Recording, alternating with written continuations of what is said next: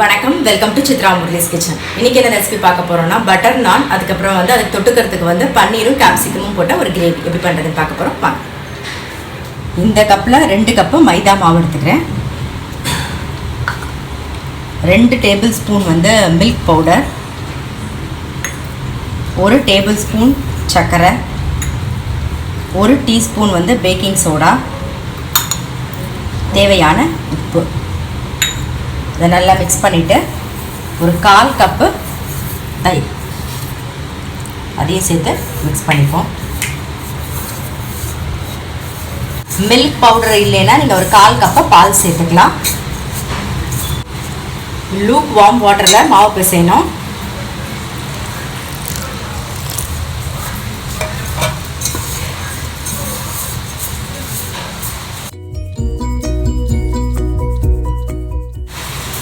ஒரு டீஸ்பூன் நெய் விட்டுக்கலாம்.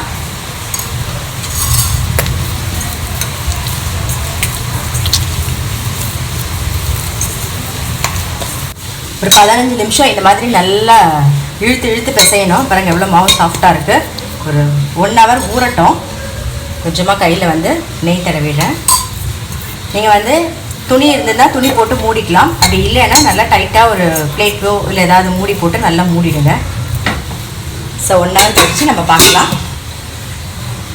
மாவு பிசைஞ்சு வச்சுருக்கோம். அது நல்லா ஊறட்டும். அதுக்குள்ளே நம்ம பன்னீரும் கேப்சிகமும் போட்டு ஒரு கிரேவி ஒன்று பண்ணிடலாம் தொட்டுக்கிறதுக்கு. இந்த பக்கம் நான் கடாய் வச்சுருக்கேன். அதில் எண்ணெய் விட்டுருக்கேன். காஞ்சின்னு இருக்கு. எண்ணெயில் நம்ம வதக்கிக்க போகிற ஐட்டம் சொல்லிடுறேன் நான். வெங்காயம் ஒரே ஒரு வெங்காயம், ஒரே ஒரு குடமிளகா, பன்னீர், அவ்வளோதான். இது 3த்தையும் நம்ம எண்ணெயில் வதக்கி எடுத்துக்க போகிறோம். இந்த மாதிரி ஸ்கொயராக கட் பண்ணிக்கோங்க.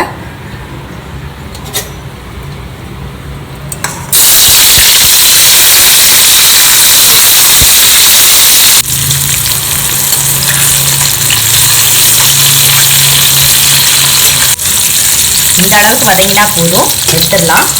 அடுத்தது பன்னீரை வதக்கிப்போம். இப்போ பன்னீர் போட்டுடலாம்.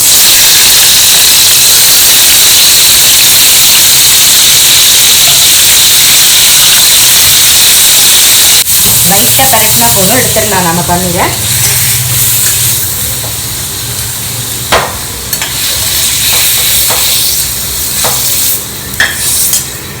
ஸோ இதே எண்ணெயிலே நம்ம கொஞ்சம் பட்டர் சேர்த்துக்கலாம். எண்ணெயோட கொஞ்சமாக சீரகம், ஒரே ஒரு வெங்காயம், 3 பல்லு பூண்டு, ஒரு 1/4 இன்ச்சு இஞ்சி, இதெல்லாம் சேர்த்து நான் பேஸ்ட்டாக அரைச்சி வச்சுருக்கேன். அதையும் சேர்த்துடலாம்.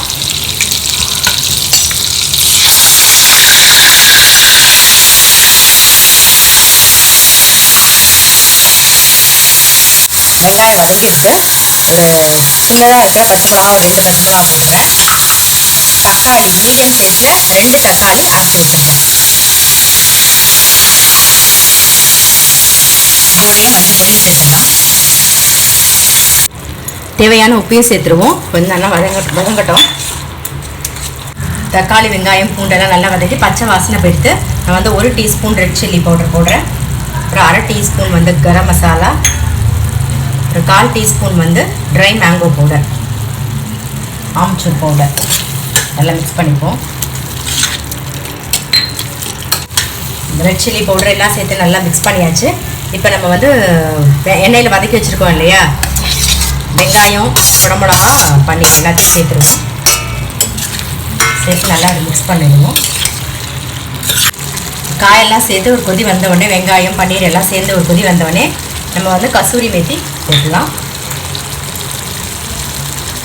ஃப்ரெஷ் க்ரீம் இருந்ததுன்னா நீங்கள் ஃப்ரெஷ் க்ரீம் விட்டுக்கலாம். அப்படி இல்லைன்னா பாலோட ஏடு எடுத்து வச்சுட்டு நீங்கள் அதை சேர்த்துக்கலாம். நான் பாலோட ஏடு எடுத்து வச்சுருக்கேன், அதுதான் நான் இப்போ சேர்க்க போகிறேன். ஆஃப் பண்ணிடலாம். ஒரு மிக்ஸ் பண்ணால் போதும். அவ்வளோதான், நம்மளுடைய பன்னீர் குடமிளகா கிரேவி ரெடி. நம்ம பன்னீர் கிரேவி முடிச்சாச்சு. அடுத்தது நான் மாவு பிசைஞ்சு வச்சு ஒரு 1 ஹவர் ஆகிடுத்து. நம்ம இப்போ அதை பண்ணலாம். பாருங்கள், தெரியுது. சரி, இதை உருண்டையாக விட்டிக்கலாம்.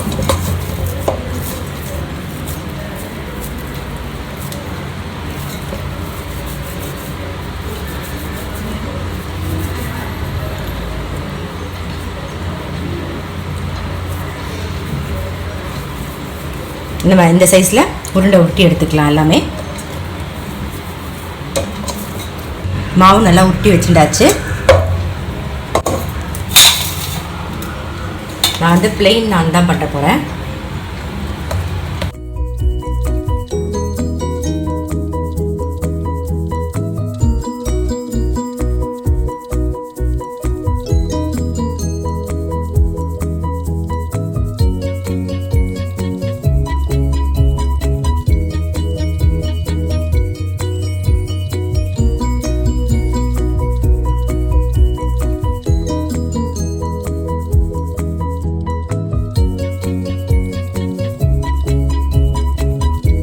பபிள்ஸ் வரணும். வந்ததுக்கு அப்புறமா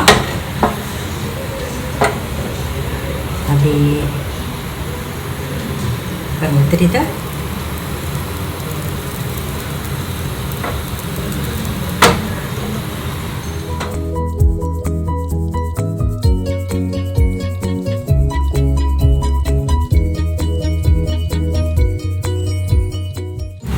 மேலாக பட்டர் தடவிடலாம். நம்மளுடைய பட்டர் நான் ரெடி.